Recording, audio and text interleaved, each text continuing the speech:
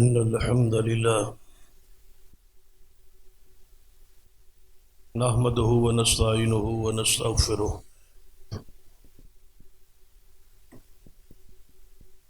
ونعوذ بالله من شرور أنفسنا ومن سيئات أعمالنا من يهد الله فلا مضل له ومن يضلل فلا هادي له أشهد أن لا إله إلا الله وحده لا شريك له وأشهد أن محمدا عبده ورسوله أما بعد فإن خير الحديث كتاب الله وخير الهدي هدي محمد صلى الله عليه وآله وسلم وشر الأمور محدثاتها وكل محدثة بدعة وكل بدعة ضلالة أما بعد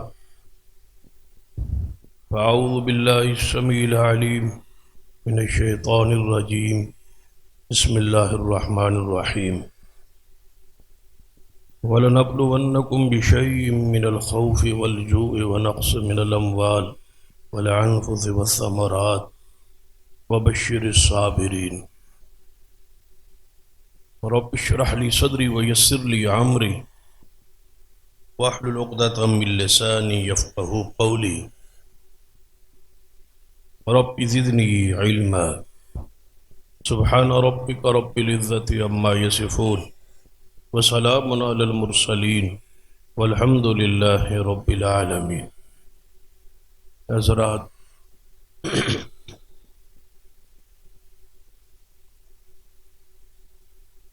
اس وقت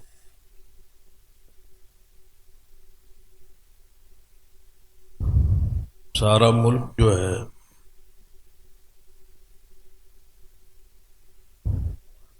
اس کا بہت سارا حصہ سیلاب کی نظر ہے.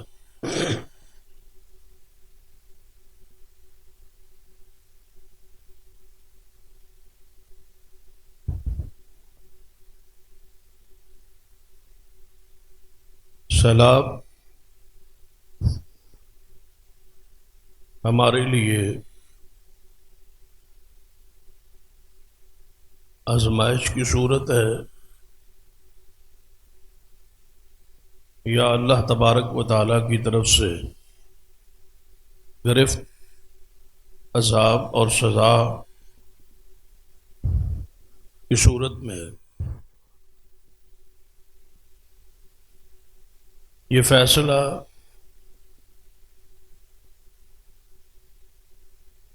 اپنے اعمال کو، اپنی سیرت اور کردار کو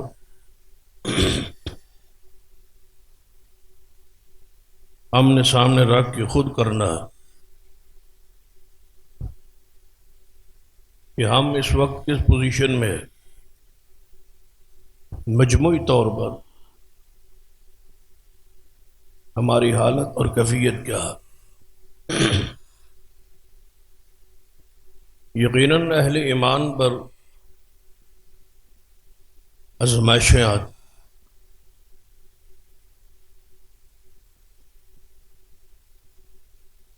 اور جو شخصیات معصوم ہیں، انبیاء علیہ السلام، ان پر بھی مصیبتیں، تکلیفیں آئیں. لیکن انبیاء کرام کے لیے یہ مصائب اللہ تبارک و تعالیٰ کی طرف سے امتحان اور آزمائش ہو.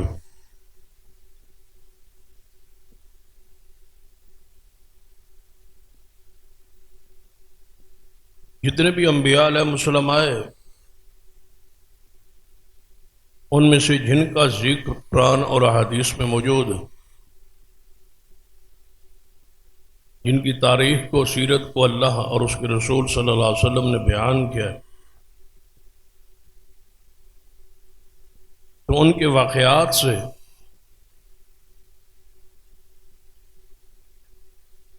یہ بات واضح ہوتی، مصائب ان پر آئے. لیکن انبیاء علیہ السلام پر مصائب کا آنا ان کی درجات کی بلندی کا ذریعہ ہو، ان کے درجات بلند ہو، اللہ تبارک و تعالیٰ کے ہاں ان کی درجات کی بلندی ہو۔ ابراہیم علیہ السلام پر آنے والے مصائب کا ازمائشوں کا ذکر قرآن میں ہے، تو آخر میں اس کا نتیجہ بھی ہے، انی جاعلک للناس اماما، اے ابراہیم ہم نے آپ کو چن لیے، ہم نے آپ کو ساری انسانیت کا امام بنا دیا۔ یعنی ان کی درجات کی بلندی کا یہ ذرائع ہے کہ ان پر مصائب اور تکلیفیں آتی ہیں اور اس سے صبر کر۔ دوسری وجہ، دوسری حکمت کہ ان تکالیف اور ازمائشوں میں امت کے لیے ایک نمونہ بن جائے کہ جب ہم انبیاء پر یہ دکھ مصائب آئے ہیں تو ہماری امتوں پر آ سکتے ہیں، اور ان میں آپ نے کس طرح نکلنا ہے، انبیاء کی سنت اور اسوہ سے یہ واضح ہو۔ تیسری حکمت کہ انبیاء علیہ السلام کے بارے میں اللہ تبارک و تعالی، کیونکہ ان کے ہاتھوں سے معجزات ظاہر ہوتے، ایسے ایسے واقعات ظاہر ہوتے ہیں جو عام طور پر کسی بشر انسان کے اختیار میں نہیں ہوتے، تو ان معجزات کی وجہ سے کہیں یہ قوم غلو کا شکار ہو کہ ان کی پوجا نہ شروع کر دے، ان کو معبود نہ بنا لے، ان کو اپنا مسجود اور معبود نہ بنا لے۔ اس لیے اللہ تبارک و تعالی ان کو شان، درجات، مقام، معجزات دے کے ساتھ دکھ اور تکالیف دے کے ثابت کرتا ہے کہ یہ تمہارے مشکل کشا اور حاجت روا نہیں ہے، یہ انبیاء علیہ السلام ہیں، یہ میرے رسول ہیں، یہ میرے پیغمبر ہے، یہ میرا دین تم تک دعوت دینے آئے ہیں، یہ مشکل کشا اور حاجت روا نہیں ہے۔ معجزات اس لیے بخشے گئے تاکہ آپ کو پتہ چلے کہ یہ عام بشر نہیں ہیں، واقعی ان کو اللہ کی تائید حاصل ہے۔ لیکن انبیاء علیہ السلام کے بعد جتنی بھی شخصیات اس دنیا میں آئی، ہر ایک شخص کے لیے یقیناً ایک شخص کافر ہے، بے دین ہے، تو اس کے لیے اللہ کی طرف سے گرفت اور پکڑا تھا، لیکن مومن دو حصوں میں تقسیم ہے۔ اہل ایمان بعض پر ایسے سیلاب یا طوفان یا ایسی ازمائش بن کے، امتحان بن کے آتے، یا پھر کسی گناہ کی پکڑ، سزا اور گرفت ہوتی۔ یقینی طور پر نہیں کہا جا سکتا یہ آنے والے مصائب اور تکالیف یا اس وقت کیونکہ ہمارا ملک سیلاب کی صورتحال سے دوچار ہے، تو اس کو نہ ہی قطعی طور پر ازمائش کہا جا سکتا ہے اور نہ ہی قطعی طور پر اس کو عذاب اور پکڑ کہا جا سکتا۔ یہ معاملہ غیب کا ہے اور اللہ کے علم ہے۔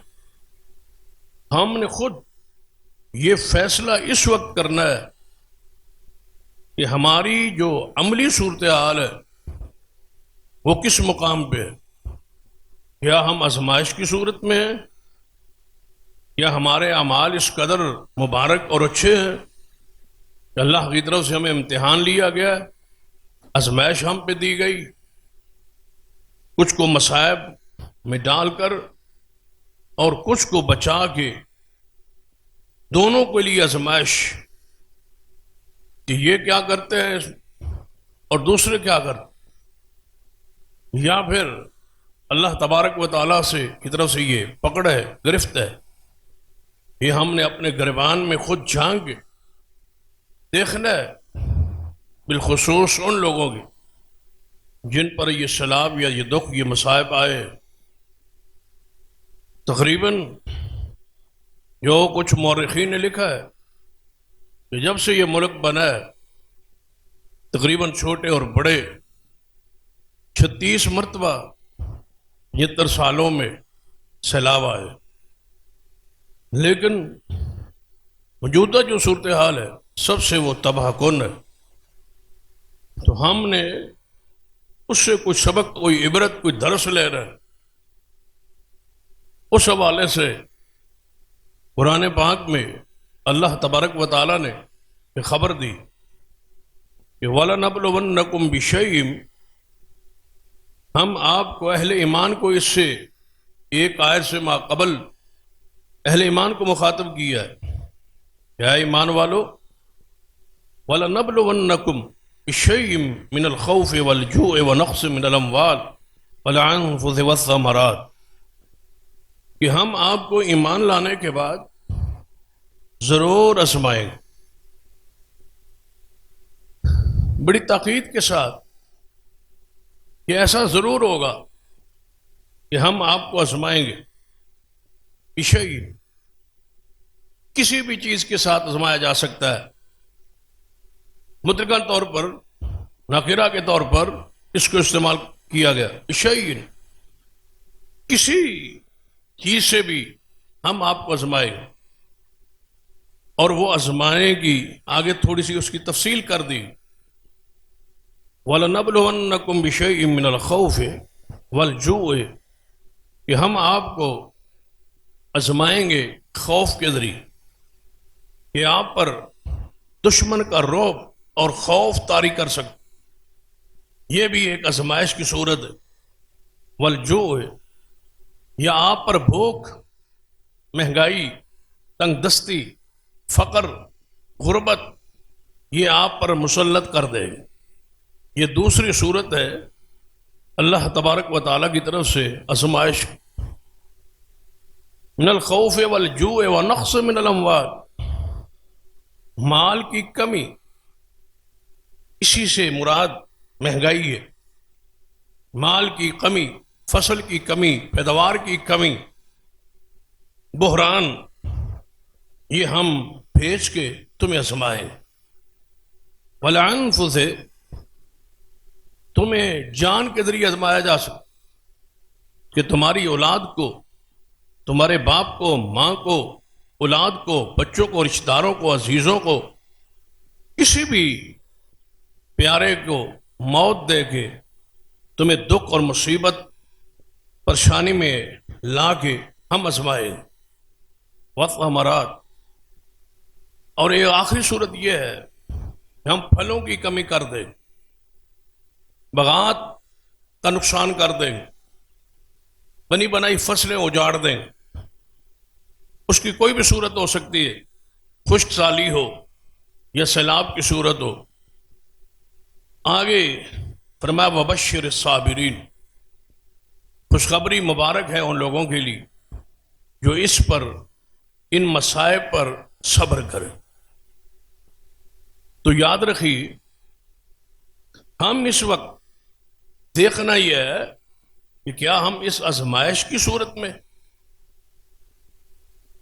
آزمائش نماز کے بعد، روزے کے بعد، اعمال صالحہ کے بعد، عقیدہ درست ہو جانے کے بعد، پوری طرح اپنے علم کے مطابق، کتاب و سنت کے مطابق زندگی بسر کر لینے کے بعد، اگر آپ پر دکھ اور مصائب یا ایسی کوئی بھی صورت آتی ہے تو سمجھے کہ آپ آزمائش میں، اللہ تعالیٰ آپ کا امتحان لے رہا ہے کہ سکھ میں دیکھ لیا ہے، ذرا اس کو دکھ دے کے آزماتے ہیں، یہ کیا کرتا ہے، کیا شکر ادا کرتا ہے، صبر کرتا ہے، اور اس پر اس کا کردار کیسا ہو، اس کو دیکھتے ہیں، آزماتے ہیں۔ اللہ تعالیٰ آزماتا ہے اور پھر اس مومن کو اس سے کندن بنا کے نکالتا ہے۔ اس سے جس طرح بھٹی میں سونا خالص کرنے کے لیے بھٹی میں ڈالنا ضروری ہے، اس کے ایمان کی خالص دیکھنے کے لیے اللہ تعالیٰ اس کو مصائب کی بھٹیوں میں ڈالتا ہے کہ یہ کیسے نکلتا ہے اس سے، اس کے اندر کوئی میل کچیل، کوئی گناہ، کوئی چیز اگر کمی کوتاہی ہے تو اس کو اللہ تعالیٰ صاف کر دیتا ہے، معاف کر دیتا ہے۔ بالکل صاف ستھرا مومن ان مصائب میں صبر کر کے باہر نکل آتا۔ نبی علیہ السلام نے فرمایا کہ اللہ تعالیٰ ایک بندے کو جنت دینے کا فیصلہ کر ارادہ فرماتا ہے اور اس کا اعلان کرتا ہے کہ میرے فرشتوں فلاں فلاں بندے کو میں نے جنت دینے کا فیصلہ کر لیا ہے، ارادہ فرما لیا ہے۔ تو فرشتے کہتے ہیں یا اللہ وہ تیرا بندہ تو گناہ کرتا ہے، اس کے اعمال میں نیکیاں بھی ہیں اور گناہ بھی ہیں، تو گناہوں کی کثرت ہے، بہت زیادہ گناہ ہے، تو آپ کا قانون تو یہ ہے، عدل تو یہ ہے کہ جس کے اعمال سال زیادہ ہوں اس کو جنت نصیب ہو، اس کے تو گناہ ہیں۔ تو اللہ تعالیٰ فرماتے ہیں میرے فرشتوں میں اس بندے کو تکلیف دوں گا، آزمائش دوں گا، مصیبت کو اتاروں گا، کوئی نقصان کروں گا اس کا، مالی طور پر، جانی طور پر، بدنی طور پر، جسمانی طور پر اس کو کوئی دکھ دوں گا، وہ اس میں صبر کرے گا، میں اس کے سارے گناہوں کو معاف کر دوں اور وہ جنت میں داخل ہو جائے۔ تو یہ اللہ تعالیٰ کی طرف سے آزمائش کی صورت ہے۔ لیکن اگر شخص نماز نہ پڑھتا ہو، کلمہ پڑھ کے اپنے عہد کو توڑتا ہو، کیا آپ کے علم میں ہے کہ جب بندہ کلمہ اسلام پڑھ لیتا ہے اس کے بعد اس کا نماز، زکوٰۃ، روزے اور حج کا اللہ سے معاہدہ ہو جاتا، اور معاہدے کے درمیان اللہ اور بندے کے درمیان معاہدہ ایک جملے سے ہے اور وہ ہے لا الہ الا اللہ محمد الرسول اللہ صلی اللہ علیہ وسلم، کہ اے اللہ عبادت تیری ہوگی اور طریقہ محمد مصطفیٰ صلی اللہ علیہ وسلم کا ہو۔ یہ وعدہ کر کے اسلام میں داخل ہو۔ جو ہی بندہ نماز چھوڑتا ہے یا احکام یا فرائض کو چھوڑتا ہے، ترک کرتا ہے، تو وہ اللہ سے کیے ہوئے وعدے کو توڑ رہا ہے، بدعہدی کی ہے۔ ایسے شخص نے اللہ سے کیا ہوا وعدہ توڑ دیا ہے، اس بیعت کو توڑ دیا ہے جو اللہ تبارک و تعالیٰ سے اس نے بذریعہ کلمہ، عام بندے کے ساتھ ہم جب کلمہ پڑھ کے حلف اٹھا کے قسم اٹھا کے وعدہ کرتے تو بندہ کیا کہتا ہے، یار میں نے کلمہ پڑھ کے یہ وعدہ کیا تھا، میں نے یہ قسم اٹھا کے وعدہ کیا تھا۔ تو یہ جب مسلمان بندہ ہوتا ہے تو اللہ سے وعدہ کلمہ پڑھ کے آپ کر رہے، جب آپ اس کو توڑتے ہیں نماز کو چھوڑ کر یا دیگر فرائض کو چھوڑ کر، تو اللہ تعالیٰ وعدہ توڑنے والے کی پھر گرفت کرتا ہے، پکڑ کرتا ہے، سزا دیتا ہے۔ اب فیصلہ کیا کرنا ہے کہ ہم اس وقت مجموعی طور پر ہماری قوم کس مقام پہ کھڑی، کیا ہم آزمائش کی صورت میں یا عذاب کی حالت اور کیفیت؟ تو ہمارا رجحان دلائل سے، امر واقع سے یہ محسوس ایسے ہوتا ہے کہ ہم اللہ کی ناراضگی میں، ہم اس کی پکڑ میں، ہم اس کی گرفت میں۔ کیوں؟ جن خاص کر علاقوں میں سیلاب کی کیفیت، ان علاقوں میں جا کے آپ دیکھیں گے تو آپ کو محسوس ہوگا کہ ان میں اکثریت لوگوں کی ایسے ہے جنہیں کلمہ اسلام پڑھنا بھی نہیں آتا۔ یہ حالت، یہ کیفیت ہے۔ اللہ کی معرفت، رسول اللہ کی معرفت، دین کی معرفت تو دور کی بات، کلمہ اسلام اکثریت، غالب اکثریت ایسی ہے جو کلمہ اسلام کو کہتے ہیں مسلمان، لیکن کلمہ اسلام کو نہیں جان، کلمہ اسلام کے تلفظ کو نہیں پڑھ سکتے۔ تو آپ اندازہ کریں بھلا یہ کیسے مسلمان، کیا کیسے کہا جا سکتا ہے کہ یہ آزمائش ہے؟ یہ تو اللہ کی گرفت محسوس ہوتی، اللہ کی پکڑ محسوس ہوتی۔ تو ہمیں ان حالات میں ذرا آپ غور کریں، کتاب و سنت کی روشنی میں قرآن پاک نے کیا کہا؟ فرمایا وما اصابکم من مصیبت، اے ایماندارو جو تمہیں مصیبت پہنچتی ہے، جو تمہیں تکلیف پہنچتی ہے، فبما کسبت ایدیکم، یہ تمہارے اپنے ہاتھوں کی کمائی، یہ تمہارے اپنی وجہ سے ہے، تمہارے اعمال کی وجہ سے، تمہارے کرتوتوں کی وجہ سے جو تمہیں مصیبت پہنچی ہے، یہ تمہارے اعمال، تمہارے ہاتھ کی کمائی ہے۔ آگے اللہ تعالیٰ نے بڑے کمال کا جملہ ارشاد فرمایا ہے قرآن پاک، اگر ہم اس کو پڑھ لیں تو یقین جانی رونگٹے کھڑے ہو جائیں۔ اگر ہم اس جملے کو سمجھ لیں تو پھر حیران ہوں اللہ تبارک و تعالیٰ ہم سے کتنی محبت کرتا ہے، ہم سے کتنا پیار کرتا ہے، ہم ہی اس کی عبادت کا حق ادا نہیں کر سکتے. وہ ہم سے کتنی محبت کرتا ہے. قرآن پاک وما اصابکم من مصیبت فبما کسبت ایدیکم، اے لوگو جو تم پہ مصیبتیں آتی ہے نا، تکلیفیں آتی ہے، یہ تمہارے اپنے ہاتھوں کی کمائی ہے. تم گناہ کرتے ہو، نافرمانی کرتے ہو، تو یہ تمہارے گناہوں کی وجہ سے یہ تم پر مصیبتیں نازل ہوتی ہے. اور آگے رب کہتا ہے وَيَعْفُو عَنْ كَثِيرٍ وَيَعْفُو عَنْ كَثِيرٍ، فرمایا میری رحمت یہ ہے کہ میں تمہیں ہر گناہ پہ نہیں پکڑتا، بہت ساروں کو چھوڑ دیتا ہوں، بہت ساروں کو درگزر کر دیتا ہوں. تم گناہ کرتے رہتے ہو، میں معاف کرتا رہتا ہوں. تم گناہ کرتے رہتے ہو، میں درگزر کرتا رہتا ہوں. لیکن کبھی ایسی نافرمانی کرتے ہو کہ میں اللہ اس گناہ پہ تمہیں پکڑ لیتا ہوں. بہت سارے گناہوں کو تو میں چھوڑ دیتا ہوں، معاف کر دیتا ہوں، درگزر کر دیتا ہوں، اس پر پکڑتا ہی نہیں. وَيَعْفُو عَنْ كَثِيرٍ، اس کی رحمت دیکھ کہ بہت ساروں کو تو میں چھوڑ دیتا ہوں، پوچھتا ہی نہیں.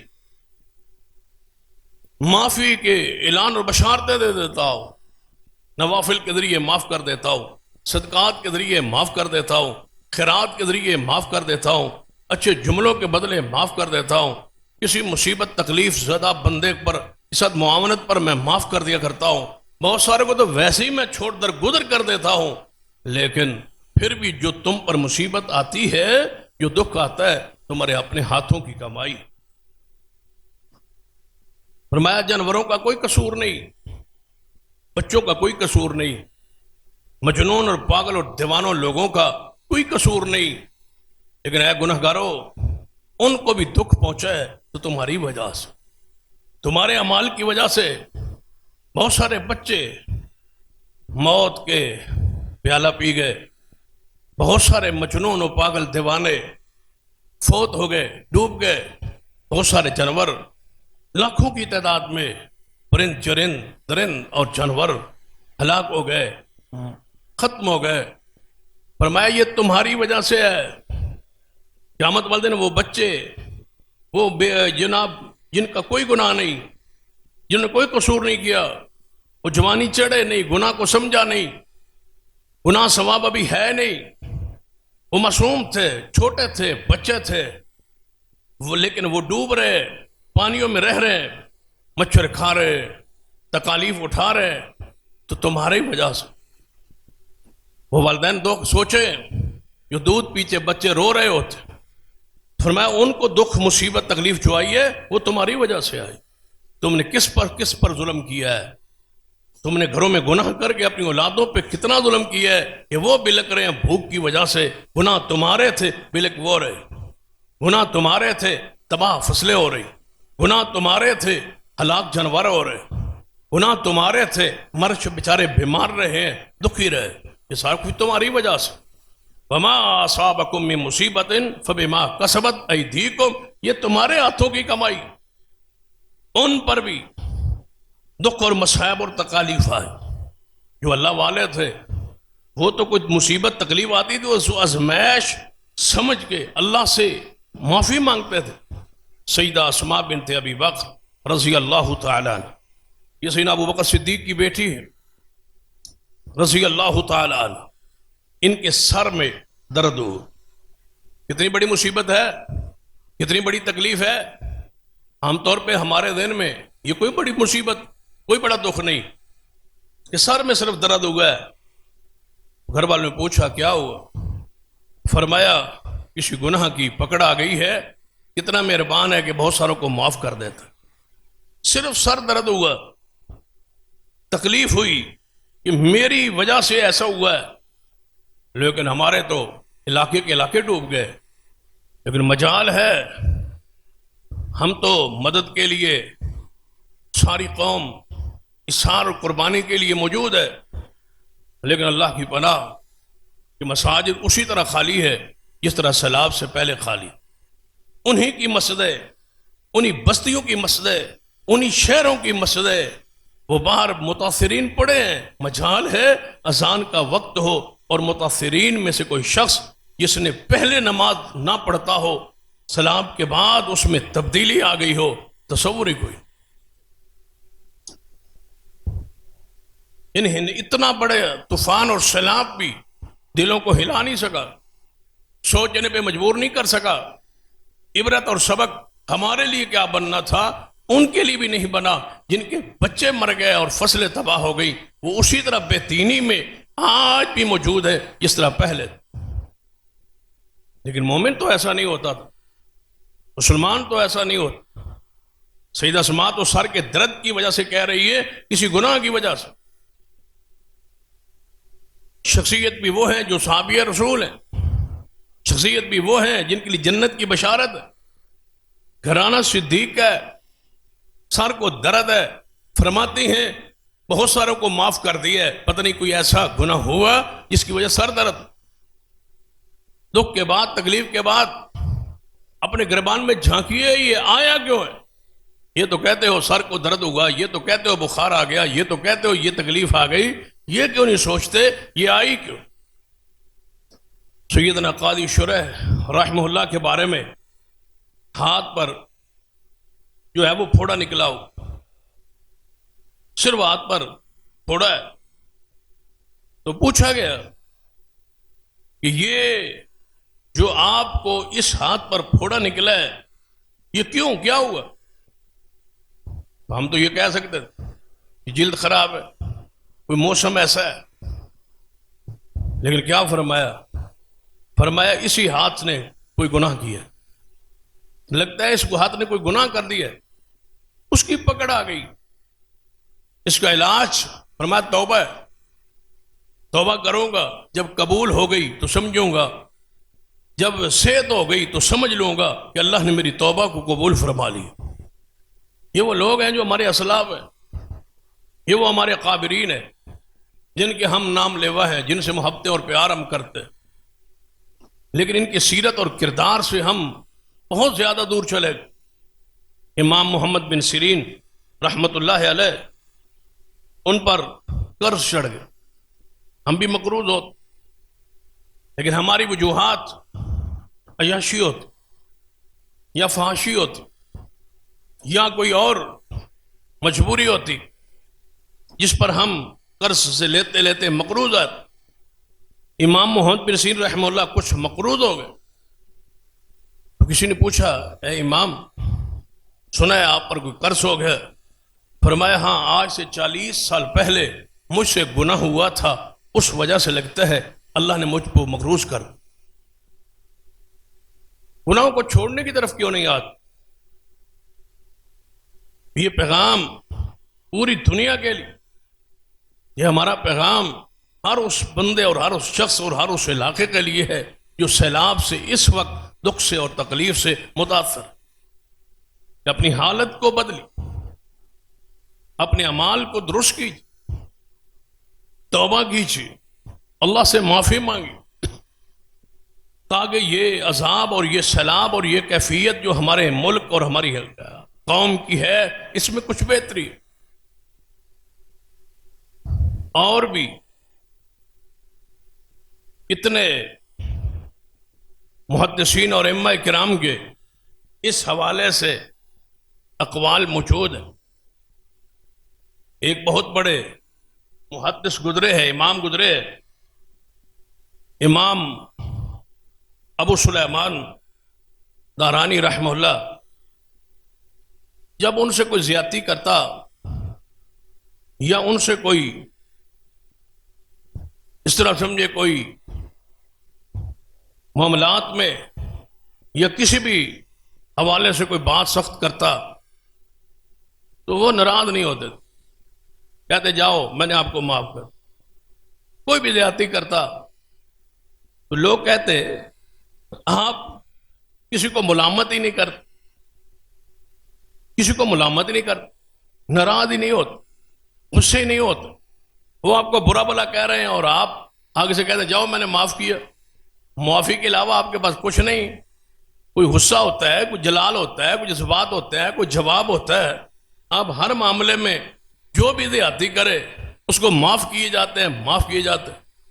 تو فرمایا کرتے تھے یہ اس کا قصور نہیں ہے، وجہ تو میری گناہ بنا، جب میری وجہ سے ہوا ہے تو پھر میں اس پہ سختی کیوں کروں، پھر اس سے ناراضگی کیوں کروں؟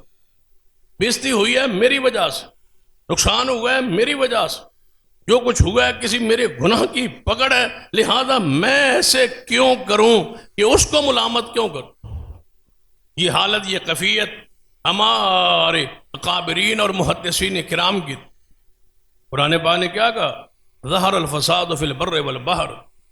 ऐ लोगो, ये जो खुश्की और तरी में, खुश्की और तरी में जो फसाद बर्पा हो गया है, ये खुश्की और तरी में फिल बर्र वल बहर, ये खुश्की और सैलाबी कैफियत, ज़हर अल फसाद फिल बर्र वल बहर, ये खुश्की और तरी में, ये खुश्की और समुद्रों में जो तुग़यानी आ गई है, ये जो अज़ाब आ गया है, बिमा कसबत ऐदिन नास, लोगों तुम्हारे हाथों की कमाई की वजह से। लियुज़ीक़हुम, अल्लाह फरमाता है ताकि वो तुम्हें चखाए, तुम्हें चखाना चाहता है तुम्हारे उन बास अमाल करतूतों का सजा तुम्हें देना चाहता है, मजा देना चाहता है, सिखाना चाहता है, तब तुम्हें अल्लाह ताला ऐसी गिरफ्त और तुम पर अज़ाब को नाज़िल कर। ये तुम्हारी वजह से, तुम्हारे गुनाहों की वजह से है। इस पर अपनी सीरत को, अपने किरदार को मजमूई तौर पर किस तरह हम जरा इसकी इस्लाह करें, ताकि हमारे हालत पर अल्लाह की तरफ से रहम हो, मेहरबानी हो, कि हमने अल्लाह की जितनी भी नेमतें हैं इस कौम ने उसका शुक्र अदा नहीं किया। इमाम इब्न क़य्यिम रहमतुल्लाह अलैह फरमा करते थे, ये शुक्र है ना, ज़वाले नेमत, जितनी नेमतें हम पर आके ज़ैल होती हैं, ख़त्म होती हैं, अल्लाह वापस ले लेता है, छीन लेता है, अज़ाब नाज़िल करता है, उसके सारे असबाब, जितने भी नेमतों के छीनने के असबाब हैं, उन सब से बचाव का एक ही तरीका है कि जिस पर नेमत हो वो अल्लाह का शुक्र अदा। हम शुक्र अदा नहीं, जिसकी वजह से हमारी ये हालत और कैफियत, और हमारे शुक्र की कैफियत भी देखने वाली होती। शुक्र भी रहने वाले अल्फाज का होता है, बस ना दिल को पता है ना अमाल के जरिए, सिर्फ जबान शुक्र है। कोई चीज अल्लाह का शुक्र है, भाई अल्लाह का शुक्र तो है, शुक्र कहते कैसे, क्या आपने किया है, शुक्र माना मफहूम क्या है, शुक्र कैसे किया जाता। पूरी कौम इज्तिमाई तौर पर कुफरान नेमत का शिकार है, हम अल्लाह का शुक्र अदा नहीं करते, इस वजह से ये अजाब हम पर आ गए। किसी सूरत हम शुक्र से कोसों दूर है। जरा आगे देखते हैं कि शुक्र जो है वो किसका करना है, अल्लाह, और अल्लाह का शुक्र कैसे किया जाता। सबसे पहली बात कि आप जिस नेमत पर अल्लाह का शुक्र अदा कर रहे, उस अल्लाह की इताअत हो, ताबेदारी। जिस शुक्र में ताबेदारी नहीं है वो शुक्र नहीं, ताबेदारी नहीं है, और आप कहते हैं मैं अल्लाह का शुक्र अदा करता हूं, जी उसका शुक्र है, ओ जी उसका शुक्र है, ये जबान का जुमला है, अमल तेरा इसका इनकारी, सूरत तेरी इनकारी है, किरदार तेरा इनकारी है, रात और दिन तेरे इनकारी है, अमाल तेरी इनकारी है, सीरत तेरी इनकारी है। ये शुक्र नहीं होता। शुक्र अल्हम्दुलिल्लाह जुमला भी हमने खुद बनाया हो, शुक्र अल्हम्दुलिल्लाह, पानी पी लिया शुक्र अल्हम्दुलिल्लाह, सिर्फ अल्हम्दुलिल्लाह के बजाय शुक्र जरूर नाल दाखिल कर, या कोई नेमत मिल जाए, कोई चीज मिल जाए, शुक्र है, शुक्र तो है, उसका कोई इनकार नहीं, लेकिन शुक्र क्या, रूहानियत क्या है, तरीका क्या है कि आप अपने अल्लाह की इताअत और फर्माबरदारी करें। ये शुक्र, आंख का शुक्र ये है उधर नहीं देख सकते जिससे अल्लाह ने रोका है, कान का शुक्र ये है वो नहीं सुन सकते जिससे उसने रोका है, हाथ का शुक्र ये है कि नहीं पकड़ सकते जिससे उसने रोका है। सारा दिन जबान की और कान की और हाथों की आवारगी हो, बेहयाई हो, फांसी हो, गाने सुनते हो, बेहयाई के काम करते हो और सुनते और देखते हो, सारा दिन नजर आवारा गंदी चलती हो, तो बंदा कहे शुक्र है। शुक्र किसका? तेरे हाथ ना शुक्र है, तेरी कान ना शुक्र है, तेरी जबान ना शुक्री, तेरी आंख ना शुक्री है, तेरे हाथ पांव ना शुक्र है, तेरा पूरा वजूद वो कुफरान नेमत का आकाश है, دلیل ہے، عمل سے تو انکار کر رہا، زبان سے صرف کہہ رہا ہے شکر ہے۔ سب سے زیادہ شکر کا انداز یہ ہے کہ اپنے اللہ کی تابعداری ہو جس نے ہر نعمت عطا کی۔ محدثین نے لکھا ہے شکر کا دوسرا انداز یہ ہے کہ جس نے نعمت دی ہے اس سے محبت، جو آپ کو قرض دیتا ہے اس سے محبت نہیں ہوتی، جو تعاون کرتا ہے اس سے محبت نہیں ہوتی، فطری بات ہے نا۔ تو پھر اللہ سے سب سے زیادہ محبت ہو، کیوں؟ جو کچھ ہے وہ دیا اس نے، سب کچھ جب اس نے دیا ہے تو پھر محبت میں سب سے بڑھ کر اللہ سے محبت ہو تو یہ ہے شکر۔ اور اگر محبت اللہ سے نہیں ہے تو یہ شکر کیسا؟ یہ شکر کیسا ہے جس میں اللہ تعالیٰ سے محبت، محبت کے بعد پہلی بات تابعداری، پھر محبت، محبت کے بعد اعتراف کر، اعتراف کس بات کا؟ جو کچھ میرے پاس ہے یہ اللہ کا دیا ہو، میرا کمال، میرا ہنر، میں نے سب کچھ کمایا، میری چلاکی، میری چستی، میں نے ایسے ایسے کما لیا، نہیں تو کچھ بھی نہیں۔ تیری حیثیت کیا ہے؟ آج بیمار کر دے، تیری حیثیت کیا ہے؟ آج ہی تجھے دکان سے اٹھا کے گھر بٹھا دے، فالج زدہ کر دے، تیرے اختیار کیا ہے؟ عقل ختم کر دے، آنکھ ختم کر دے، سب کچھ اللہ کے اختیار میں ہے۔ اللہ کی قسم تیری انگلی میں درد ہو تو اس کو ٹھیک کرنے پر بھی قادر نہیں ہے۔ تجھ جیسا بھی کوئی کمزور ہے دنیا میں؟ ہم تو کمزور ہیں۔ اعتراف اس کا ہو، یہ سب کچھ اس کا کرم ہے، یہ سب تمہارا کرم ہے۔ اللہ یہ بات اب تک بنی ہوئی، اور اس کا کرم نہ ہوتا تو آپ کے پاس یہ جو ساری نعمتیں ہیں یہ تمہارا نہیں۔ دو دیکھے کان تو دوسروں کے بھی، آنکھیں دوسروں کی بھی، عقل دوسروں کا بھی ہے، ان کے پاس پھر مال کیوں نہیں؟ یہ جو بھیک مانگ رہے ہیں روڈوں پر، یہ جو مزدوری کر رہے ہیں سڑکوں پر، آنکھیں ان کی بھی دو ہے، پاؤں ان کے بھی دو ہے، لیکن ان کے پاس یہ نہیں ہے جو تیرے پاس ہے۔ تو پھر تیرا کمال نہیں، نہ تیری ذہانت کا، نہ فطانت کا، نہ تیرے آنکھوں کا، نہ تیرے وجود کا، یہ سب کچھ کرم ہے اللہ جس نے تجھے سب کچھ عطا کیا۔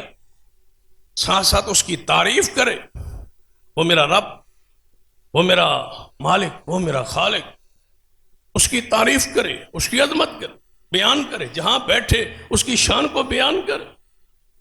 جو آپ سے یہاں تعاون کرتا ہے ہر مجلس میں ذکر نہیں کرتا فلاں میرا بندہ واقف ہے، فلاں میرا بندہ دوست، اس نے یہ کیا، اس نے یہ کیا، اس نے وہ کیا ہے، جس نے کچھ کیا یا نہیں اس کی تعریف کرتے ہو۔ کوئی ہے شک کہ جو کچھ تمہارے پاس ہے یہ سب کچھ کرم اس کا؟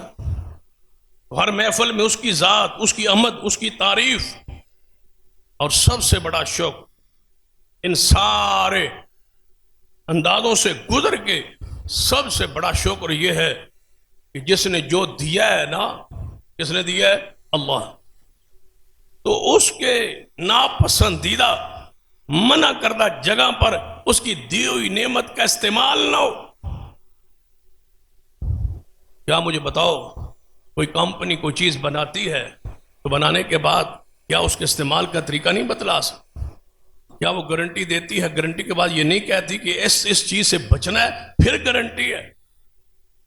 اللہ تعالیٰ تجھے سب کچھ دے کے اس نے استعمال کے ناجائز اور جائز طریقوں کو بتلا دیا ہے، پھر بھی تم وہاں استعمال کرو جہاں اللہ نے روکا ہے، تو یہ کفران ہے۔ جہاں جہاں سیلاب ہے اس قوم کے ہر فرد سے میں مخاطب ہوں کہ جتنی دکھ اور تکالیف میں آپ ہیں، آپ نے اپنی کمائی کو، مال کو وہاں خرچ کیا جہاں سے اللہ نے روکا ہے، آج تم اس کی گرفت میں، اس کی پکڑ میں ہو۔ مدد ہمارا حق ہے، تعاون ہمارا حق ہے، یہ ہماری آزمائش ہے، ہمارا امتحان ہے کہ ہم دکھ میں دیکھ کے کیا کرتے ہیں، یہ ہماری طرف سے ہے۔ لیکن صلات متاثرین کے ذمہ کیا ہے کہ جس حالت میں تم ہو، یہ عذاب میں ہو یا آزمائش میں ہو، اپنے گربانوں میں جھانک کے اللہ کی طرف رجوع کیوں نہیں کرتے؟ بندوں کی طرف دیکھتے ہو، متاثرین کی مدد کرنے والوں کی طرف دیکھتے ہو، اللہ کی طرف کیوں نہیں دیکھتے؟ جس نے تمہیں علاقے، مکانات سب کچھ دے کے آج چھین لیا ہے اور ہمارے لیے درس اور سبق بنا دیا ہے کہ اے مال پر، دکانوں پر، مکانوں پر، کاروبار پر، زمینوں پر مان کرنے والوں، آج تم اس حالت میں ہو تو تم بھی دریاؤں کے پاس ہی رہتے ہو، تمہارے نیچے بھی اوپر بھی دریا ہے۔ کیا کہا تھا فرشتے نے محمد مصطفیٰ صلی اللہ علیہ وسلم کو؟ یہ طیف والے دو پہاڑوں کے درمیان رہتے ہیں، اگر آپ کہیں تو دو پہاڑوں کو ملا نہ دیا جائے، تو کیا ہم دو دریاؤں کے درمیان نہیں رہتے؟ وہ چاہے تو دریاؤں کو ملا دے، نیچے پانی اوپر نکال دے، نیچے اور اوپر سے برسا دے، ساری پانی زمین کو دریا بنا دے، وہ اس پر قادر ہے۔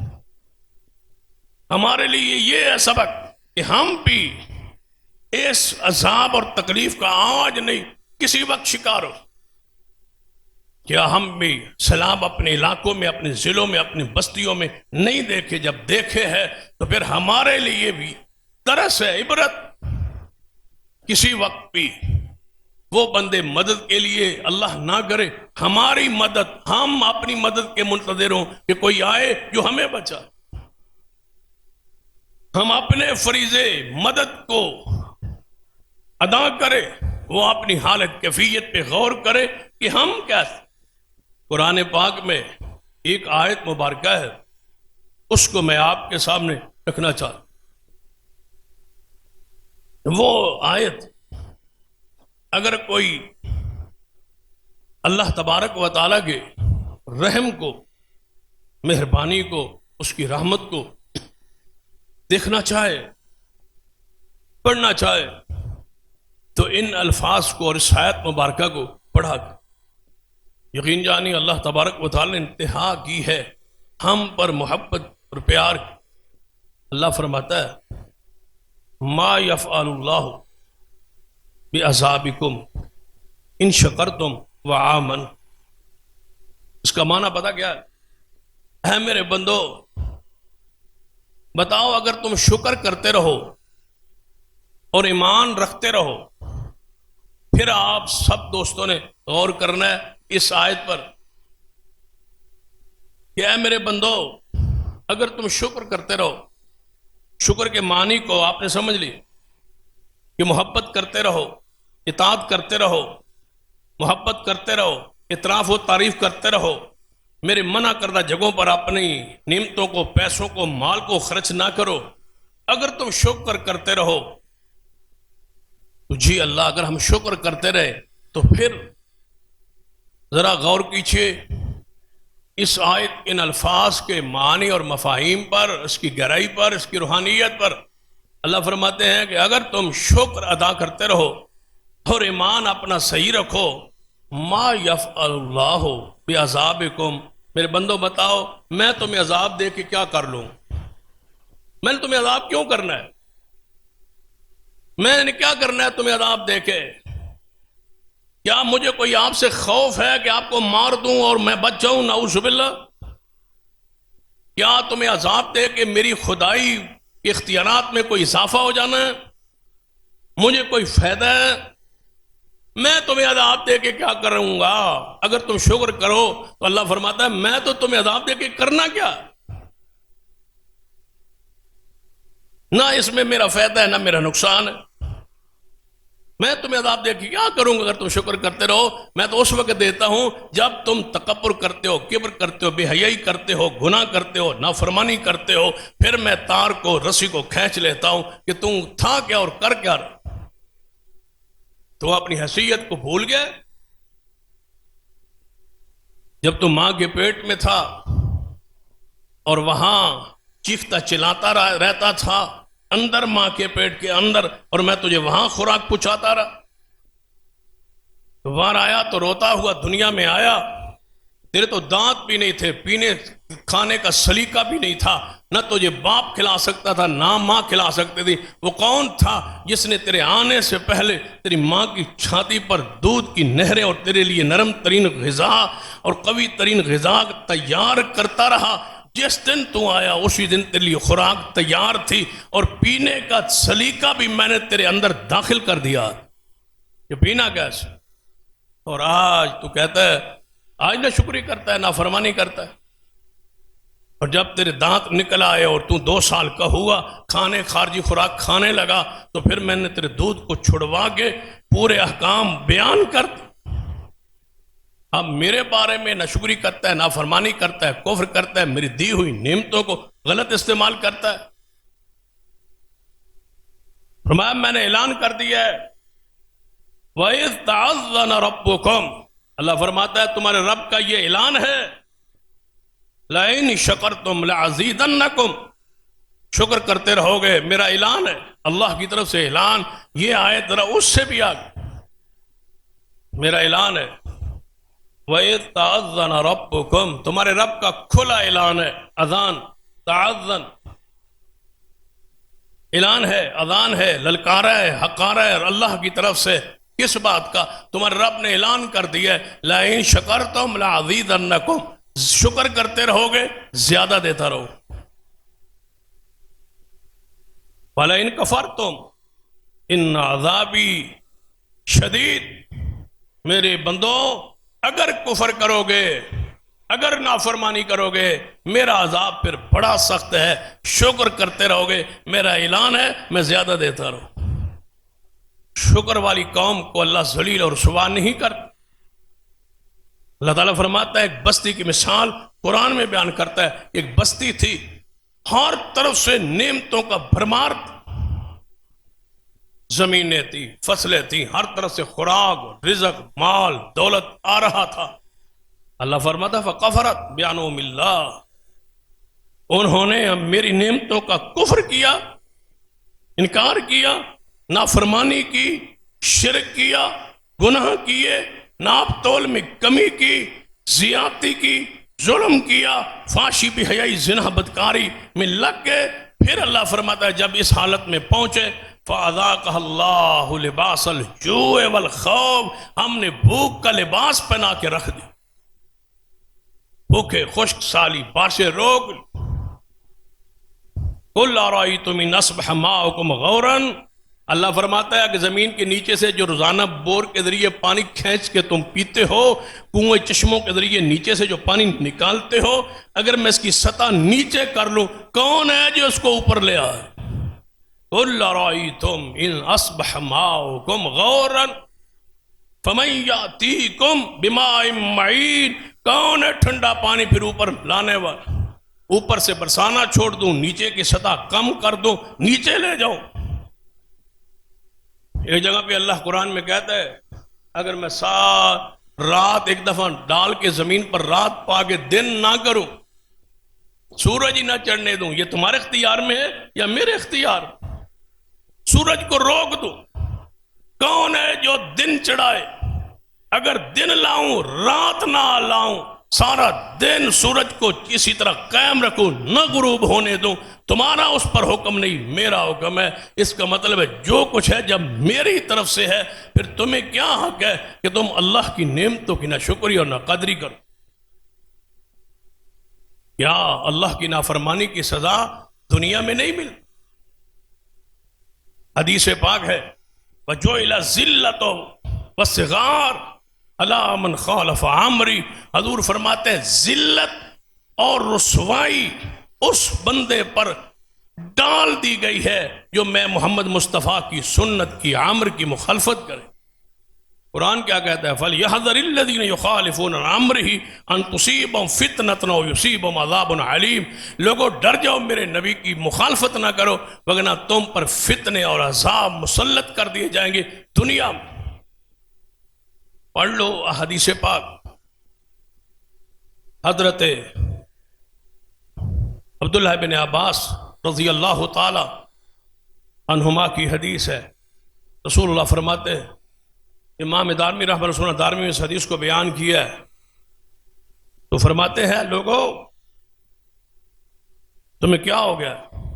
تم ڈرتے نہیں ہو کہ تم پر اللہ کی طرف سے عذاب آ جائے؟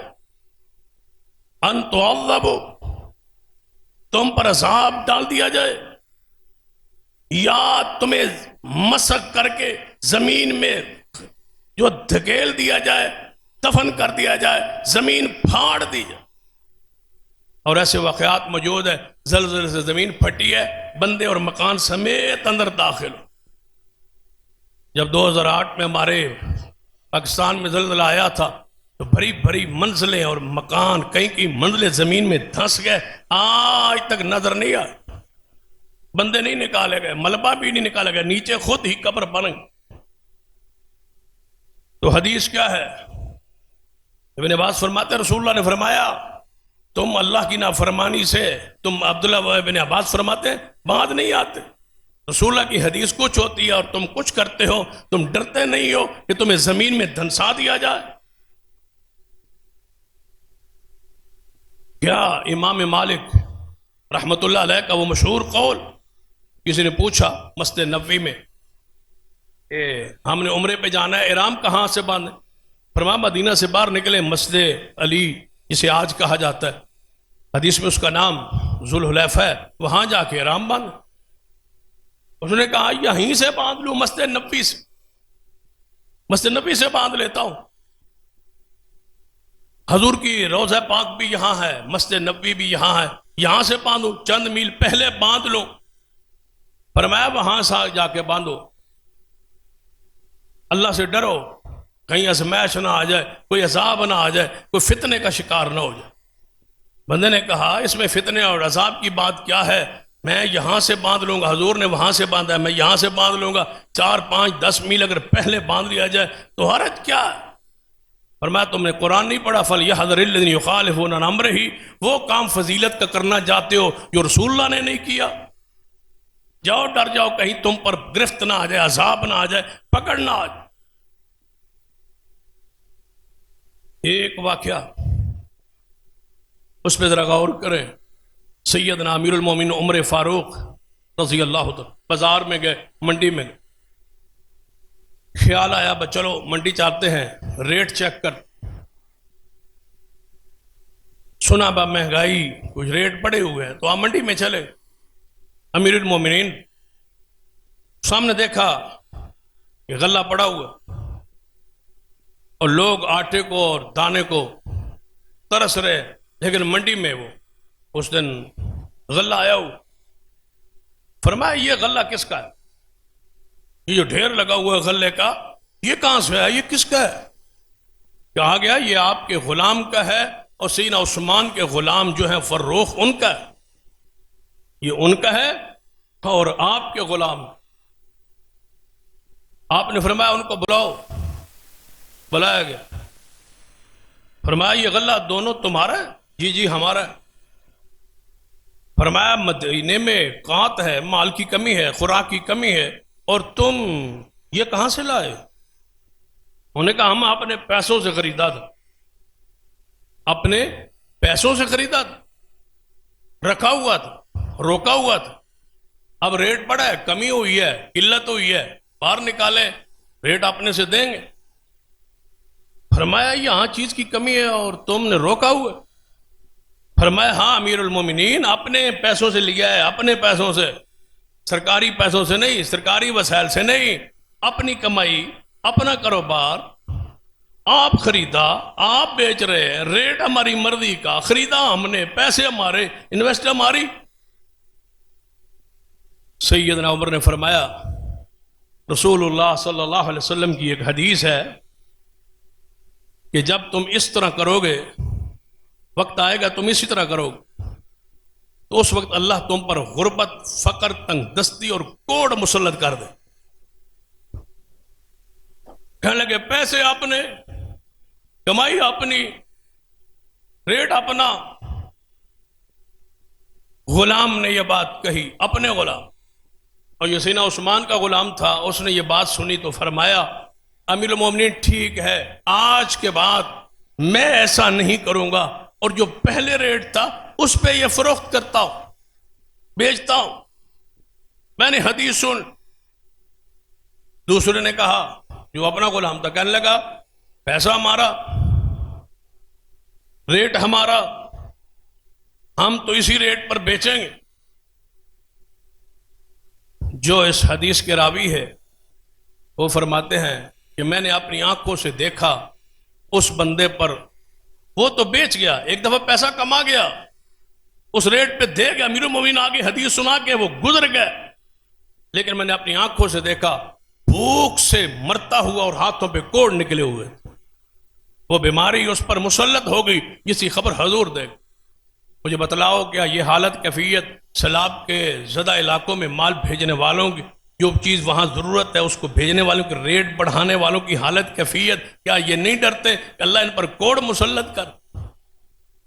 تمہارے ماں باپ دادے قبروں میں ہیں، کچھ نہیں ساتھ لے گئے، اور تم ریٹ بڑھاتے جا رہے ہو، بڑھاتے جا رہے ہو، بڑھاتے جا رہے ہو، قوم کو تنگ کرتے جا رہے ہو تاکہ یہ پیسہ کما لو۔ لیکن یاد رکھنا تم نے بھی زمین میں دفن ہو جانا ہے، پیسہ یہیں موجود رہے گا، تمہاری اولادوں کے ہاتھوں پہ کوڑ اور بیماریاں، تکلیفیں مسلط۔ کوئی کینسر سے مرے گا، کوئی کوڑ سے مرے گا، کوئی کسی بیماری سے مرے گا، کوئی کسی تکلیف سے مرے گا، اور ہسپتالوں پہ خرچ کرنے سے بہتر ہے اس قوم پہ خرچ کرو جو متاثرین، کم کرو، ریٹ بڑھانے کے بجائے کم کرو تاکہ ان تک آپ کم از کم منافع کم کر لو، تاکہ ان تک حقداروں تک مال پہنچ جائے۔ تم ریٹ پہلے سے بھی بڑھا رہے ہو، منافع کو کم کرنا چاہیے، ان کو ریلیف دینا چاہیے، ان سے مدد کرنی چاہیے۔ یہ صورت بھی ہے کہ اسلام میں تھی، لیکن ایسا نہیں، صرف ایک ایک حدیث کی مخالفت پر اللہ نے عذاب نازل کیے۔ ہماری حالت کیفیت کیا؟ ایک آتا ہے نا حدیث میں کہ سیدنا سعید بن مسیب رحمۃ اللہ حج پر جا رہے تو ایک بندہ تھا، دوست تھا، وہ انہیں الوداع کرنے آیا، مسجد میں وہ بیٹھے تھے، الوداع کر کے نکلنے لگا، اذان کی آواز آ گئی تو سعید بن مسیب نے فرمایا اللہ کے بندے مل کے جا رہے ہو، میں تو حج کو عمرے کو چلا ہی جاؤں گا، مجھ کے مل کے جا رہے ہو، ذرا اذان ہو گئی ہے، اب نماز پڑھ کے جانا، نماز پڑھ کے جانا۔ اذان سن کے مسجد سے نکلنے والا شیطان اور منافق ہوتا ہے، یہاں رک جاؤ۔ صرف وہ بندہ اس حدیث کے جناب وعید میں نہیں آتا جو باہر جائے اور نماز سے پہلے پہلے، جماعت سے پہلے پہلے واپس آئے، جو اس ارادے سے نکل جائے کہ میں نے نماز نہیں پڑھنی، چھوڑو آگے پڑھ لیں گے، نہیں پڑھنی۔ مسجد کے اندر اذان کی آواز آئی، وہ جانے والا فرمایا اللہ سے ڈرو۔ وہ کہتا ہے میرے ساتھی آگے حرام ہیں پہاڑیوں پہ، کالی جو پہاڑیاں مدینہ سے شام کی طرف، ان پہاڑیوں کو سر کو حرک آج، فرمایا میرے ساتھی وہاں پہنچ گئے، میں جا رہا ہوں۔ امام بن سعید بن مسیب کچھ دیر وہاں رکے رہے اور اس کا ذکر کرتے رہے، وہ نکل گیا، وہ چلا گیا، وہ نکل گیا، وہ چلا گیا، نماز اس کو کہی تھی اس نے پڑھی نہیں ہے، پتہ نہیں کیا بنا، ساتھیوں کو پہنچا یا نہیں پہنچا۔ خبر آئی کہ گھوڑے سے گر کے ٹانگ ٹوٹ گئی۔ یہ اللہ کی گرفت، اللہ کی پکڑ ہے، مجموعی طور پر قوم اس کا شکار ہے۔ لہذا متاثرین سے چاہیے کہ وہ اللہ سے توبہ معافی مانگے، نماز روزے کی طرف توجہ کرے، زکوٰۃ، صدقات، خیرات، شریعت، ایمان، عقیدہ، اعمال، بے حیائی، فحاشی کو ختم کرے تاکہ اللہ کی پکڑ سے وہ باہر نکلے۔ ہمارے لیے آزمائش یہ ہے کہ ہم عبرت پکڑے، کہیں ایسا نہ ہو کہ ہم کسی طوفان اور سیلاب کے ہم نہ اللہ نہ کرے کہیں شکار نہ ہو جائیں۔ ان کے ساتھ محبت کریں، ریلیف، ان کی مدد کریں، ان سے تعاون کریں، ان کے لیے ریٹ کم کریں، ان سے محبت کا اظہار یہ صورت میں ہم کر سکتے ہیں تاکہ ہم بھی اللہ کی آزمائش اور اللہ کی طرف سے آنے والے جو پکڑ ہے اس سے ہم بھی محفوظ رہے۔ اللہ تعالیٰ مجھے اور آپ کو توفیق عطا فرمائے کہ ہم ہماری اصلاح ہو۔ اقول قولی ھذا واستغفر اللہ لی ولکم ولسائر المسلمین وآخر دعوایا الحمدللہ۔